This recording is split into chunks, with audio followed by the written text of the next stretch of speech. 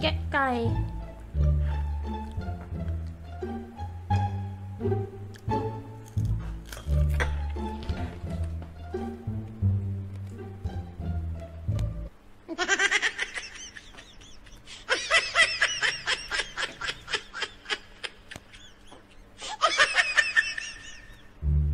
ให้กินอันใหญ่เลย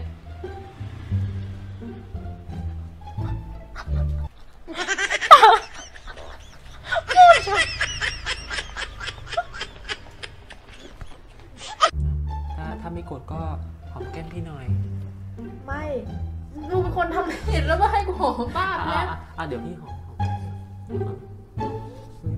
หอมขึ้นหน่อย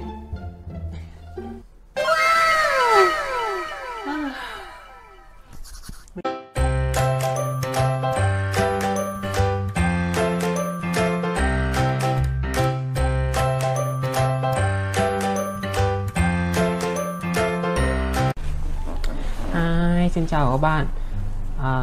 Các bạn ơi, lời đầu tiên mình xin được cảm ơn tất cả các anh chị và các bạn đã ủng hộ kênh của mình nhá.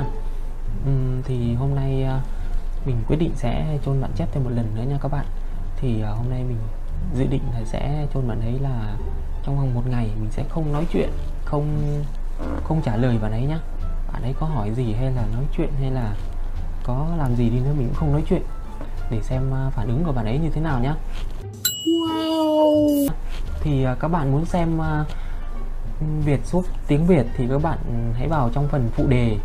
CC để xem tiếng Việt ở trong đó nhé. Ok.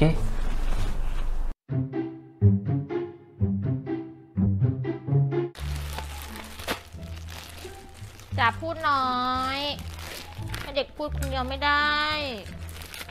เป็นอะไรอีกหรือเมื่อกี้เจ๊กินข้าวเยอะแล้วว่าไม่แบ่งเหรอ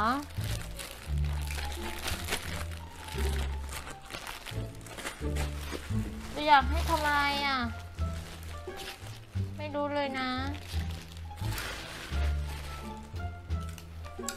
รู้ว่าใช้งานใช่ป่ะแต่อยากหยุดไหมล่ะต้องไปช่วยก็ได้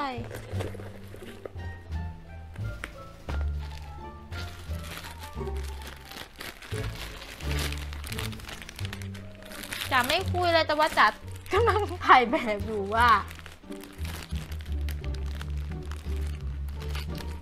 เบื่อแล้ว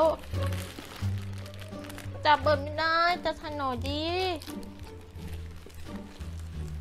ปวดหลังนี่ไงอันนี้จะทำนะแล้วเดี๋ยวจ๋าจะไม่ใช้งานจ๋าหนักแล้วนะ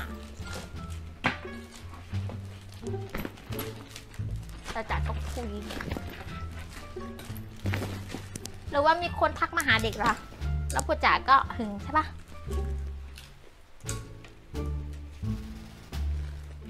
ฮะ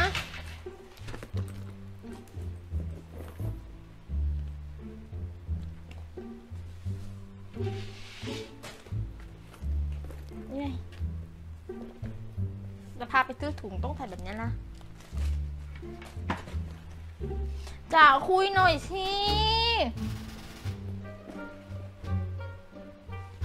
เป็นอะไรอีกแล้ว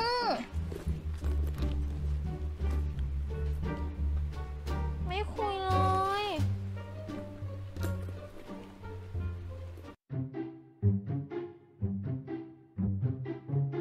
จ๋าไข่สุกย่างหิวแล้วน่ากินจังเลยเตรียมหม้อหุงข้าว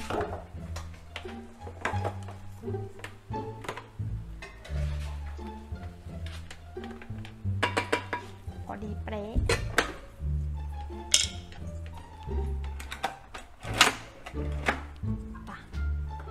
จะไม่ผัดนี่เหรอ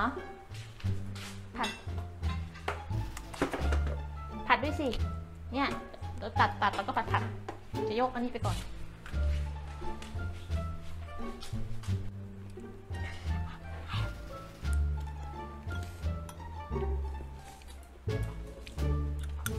อันนี้เป็นชอบกินใช่ไหมเอากันตรงนี้นะ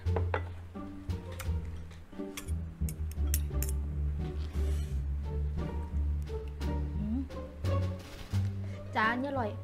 กำลังร้อนพอดีเลยเดี๋ยวเด็กตักนี่ให้จ่ายละแซ่บเลยต้องกินกับอันนี้ด้วยนะน้ำจิ้มเนี่ยโอ้โหน้ำจิ้มเจ้านี้แม่งเปรี้ยวดีอร่อยแซ่บเลยอ่ะจ้ะแซ่บไม่ต้องกินกับน้ำจิ้มเอาไปกินกับน้ำจิ้มใส่น้ำจิ้มมันจะอร่อยมากอร่อยไหมแซ่บแซ่บนัวรดน้ำรดน้ำไหม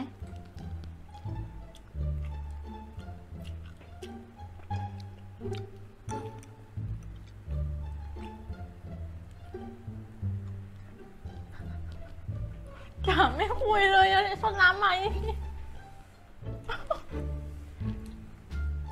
เร็วปวดแขนแล้วตักสิ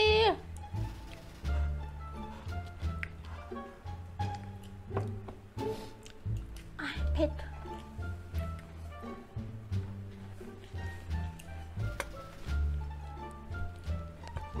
จ้าแกะไก่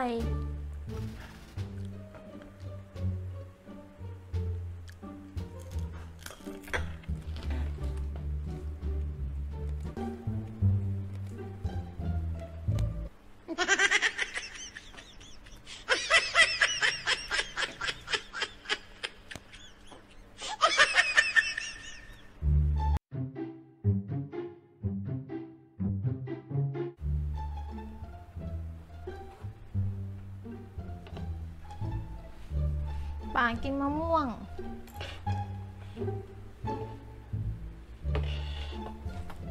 เปรี้ยวๆหวานๆ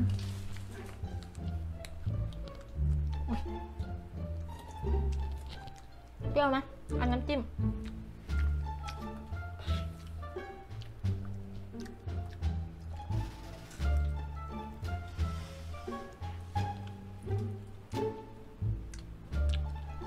ยุงมันจะกัดปลานะจะทำให้ยิ้มเลยนะ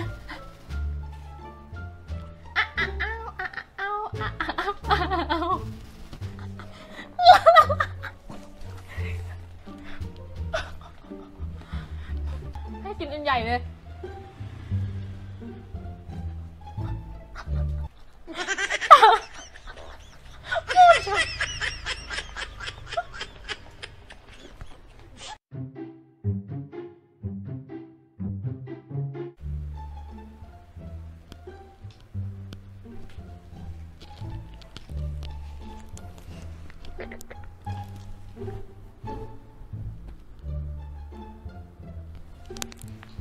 จะมองเห็นได้ไง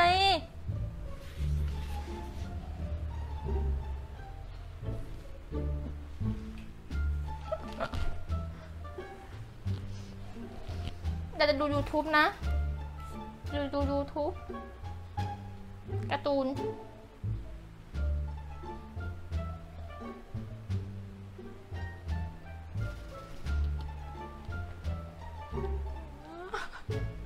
จะคุยหน่อย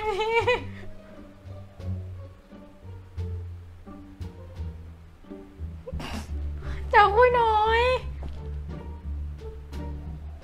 จะไม่มีเลยฮะจะคุยหน่อยคุณฉันจะมาซาหน้านะ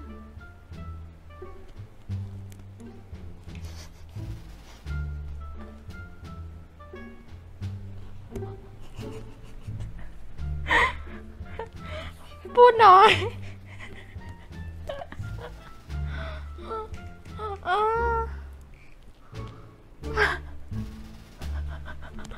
เอาตูนมาโอ้นอนนะ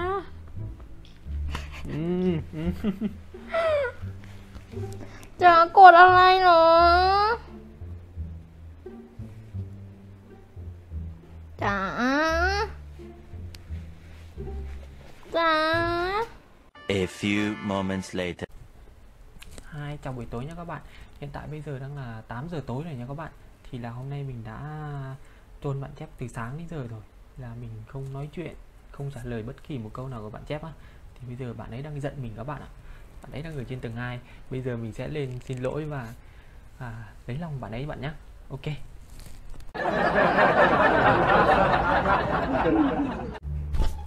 Các bạn ơi, mình đang đi lên chỗ bạn chép nhé.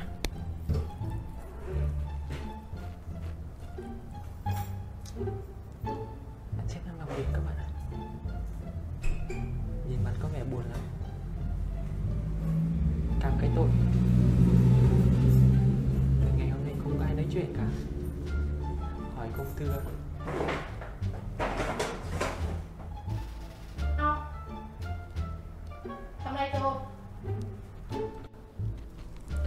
Chépทำงานเหรอ ใช่โจมันเห็นตีนเบลอเลยอ่ะเอาขาออกเบื่อก ด อยา ตัว ก เหรอ คุยเวลาตอนนั้นจะถามทำไมไม่พูดแล้วเวลาตอนนี้มันมาคุยเบื่อสุด ตัวแกล้งจริง ๆชอบแกล้งอยู่นะ โจแกล้งว่าวันหนึ่งอ่ะ ไม่คุยกับเจ ไม่ตอบเจ แล้วได้อะไร นั่นไงติดกล้องอยู่ แล้วถ้าไม่คุยกับเจแล้วทำไม ก็แกล้งไง เราดูว่าเจจะทำอะไรขึ้นอย่างเช่นโจไม่คุยกับเจ กูขึ้นแล้วเนี่ยเลือดขึ้นหน้ากูโกรธ ขอโทษ ขอโทษนะ ถ้าไม่กดก็หอมแก้มพี่หน่อย ไม่ลูกเป็นคนทำผิดแล้วก็ให้กูหอมบ้าไปแล้ว เดี๋ยวพี่หอมหอมขึ้นหน่อย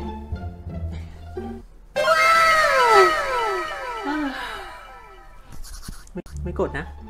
กด เอาไม่กดนะไม่กดนะไม่กดนะ โกรธอยู่นะ ไม่กดนะ